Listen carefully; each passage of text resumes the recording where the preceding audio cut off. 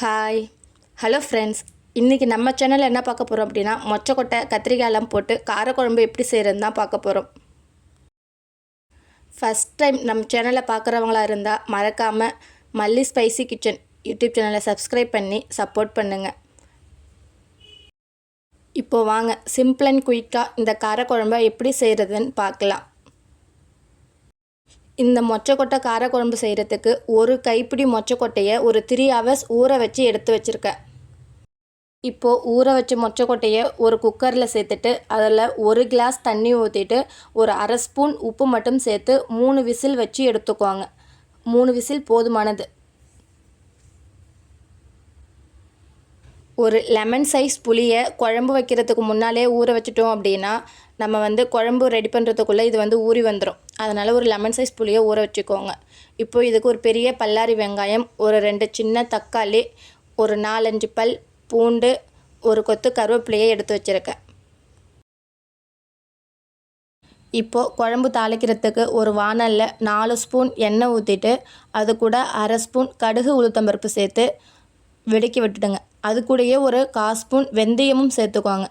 வெந்தயமும் கடுகும் வெடித்ததுக்கப்புறம் ஒரு அரை ஸ்பூன் ஜீரகம் சேர்த்து வெடிச்சிட்டு அது கூடயே நம்ம கட் பண்ணி வச்சுருக்கிற வெங்காயத்தையும் சேர்த்து வதக்கிக்குவாங்க.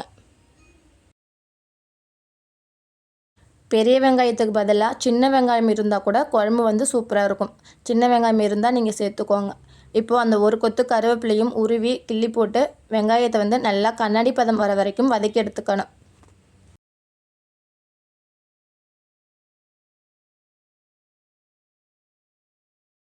இப்போது உரித்து வச்சுருக்கிற பூண்டையும் சேர்த்து வதக்கிக்கோங்க. வெங்காயம் கலர் மாதிரி வர வரைக்கும் வதக்கி விட்டுட்டு அது கூட நம்ம கட் பண்ணி வச்சுருக்கிற தக்காளி பழத்தையும் சேர்த்துக்குவாங்க. வெங்காயம் தக்காளி நல்லா குழைய வதங்கி வரணும். அப்போ தான் குழம்பு கொஞ்சம் கெட்டியாக இருக்கும். நம்மளால் எந்த அளவுக்கு குழைய வதங்க முடியுமோ அந்த அளவுக்கு வதக்கி விட்டுக்கோங்க. இப்போ நம்ம சீக்கிரமாக வெங்காயம் தக்காளி வதங்குறதுக்கு 1 ஸ்பூன் உப்பு சேர்ப்போம்ல, அந்த உப்பையும் 1 ஸ்பூன் சேர்த்துட்டு வெங்காயம் தக்காளியை இந்த அளவுக்கு நல்லா குழைய வதக்கி விட்டுக்கோங்க.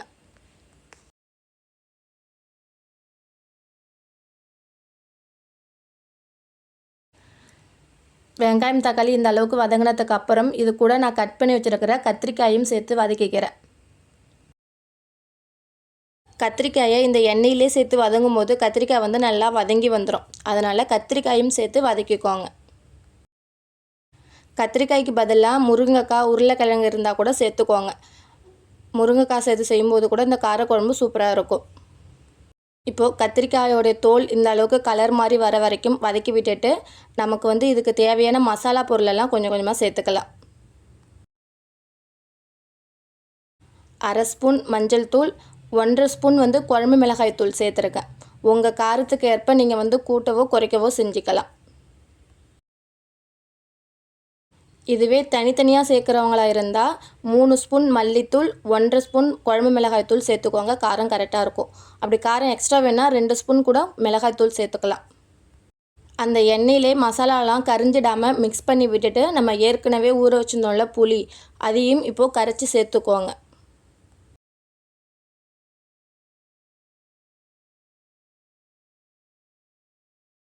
புளி ஊற்றிட்டு குழம்ப மிக்ஸ் பண்ணி விட்டுட்டு 5 நிமிஷம் ஹை ஃப்ளேமில் வச்சிங்க அப்படின்னா மசாலாவுடைய பச்சை ஸ்மெல்லும் போய்டும், கத்திரிக்காயும் நல்லா வெந்து வந்துடும். அதனால் ஒரு 5 நிமிஷம் ஹை ஃப்ளேமில் வச்சு கொதிக்க வச்சுக்கோங்க.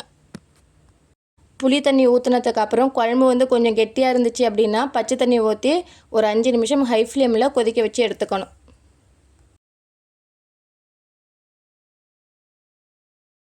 குழம்பு 5 நிமிஷம் ஹை ஃப்ளேமில் கொதிக்கும் போது இந்த மாதிரி தான் இருக்கும். ஒரு 5 நிமிஷம் கழித்து திறந்து பார்த்தீங்க அப்படின்னா எண்ணெய் பிரிஞ்சு குழம்பு நல்லாவே சுண்டி வந்திருக்கும். அந்த ஸ்டேஜில் நம்ம ஏற்கனவே மொச்சக்கொட்டையை வேக வச்சு எடுத்து வச்சுருக்கோம்ல, அது இந்த அளவுக்கு சாஃப்டாக வெந்திருக்கும். இப்போது தண்ணியோடைய அந்த மொச்சக்கொட்டையை இந்த குழம்போட சேர்த்துக்குவாங்க. மொச்சக்கொட்டையும் சேர்த்துட்டு குழம்ப மிக்ஸ் பண்ணி விட்டுட்டு ஒரு 5 நிமிஷம் கொதிக்க வச்சிங்க அப்படின்னா மொச்சக்கொட்டையும் உப்பு, காரம், புளிப்புலாம் எடுத்து நல்லா வெந்து வரும்.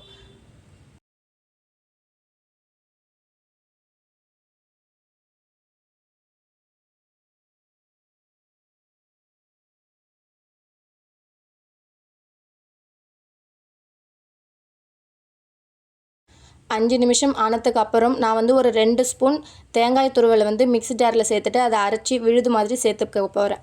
உங்களுக்கு விருப்பம் இருந்தால் நீங்கள் தேங்காய் சேர்த்துக்கலாம், அப்படி இல்லாட்டி ஸ்கிப் பண்ணிக்கலாம். இப்போது கொதிக்கிற குழம்புல ஒரு சின்ன துண்டு வெல்லம் சேர்த்துக்கிறேன். உங்கள்கிட்ட வெல்லம் இல்லாட்டி நீங்கள் நாட்டு சர்க்கரை கூட சேர்த்துக்கலாம்.